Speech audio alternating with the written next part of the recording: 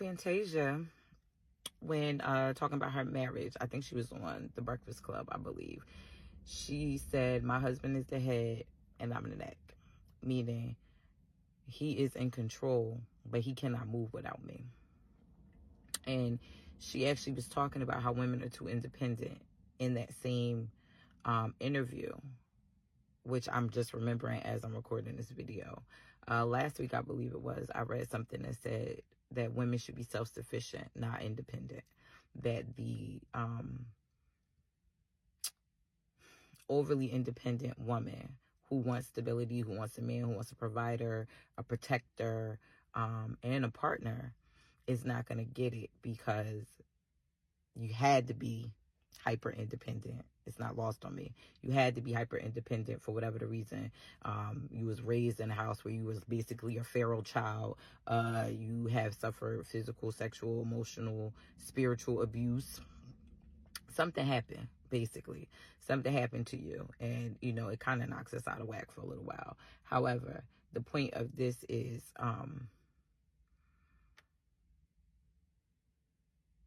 enter your soft girl era when you can. Know that that should always be the goal, that you got to think higher of yourself, that when you increase your level of confidence and esteem, it literally will affect every domain and aspect of your life. You will attract different type of people. You will interact with different type of people. You will hold people to a better standard, and you will connect with like-minded people. Stop making considerations. Stop allowing people's hardships or their past to be justification for being an asshole presently or in the future. You can understand somebody's situation. You can get where they come from. And you can still be like, I choose not to accept that type of behavior in my life, however. You know what I'm saying? That's just a side note. But these are the things that I think cause disruption and confusion and issues with communication and relationships. I think that first and foremost, you need to identify with the person. What is the relationship to you? Because I don't think that everybody has like a universal understanding or meaning. Are you guys going to be exclusive? Is it open? Can you date other people? What's cheating? Like, have the conversations. Really take the time to get to know people. You know, like, be somebody's best friend, so that when you connect on every level, and every experience you have will be like the best, most amazing experience ever, ideally. And if that's your person, like, I want to be locked in with this person, I want this person to be around forever, then you got to be all in, even if you've been hurt before, even if you made mistakes before, even if you were the problem before. If you really want it, you got to be all in, you got to be genuine, and you got to kind of lay your heart and mind and soul on the line every day, all the time. And trust that that person is right for you. And if they are, if you get hurt, it's not intentional. And if you get hurt, they are going to make sure that they make it right.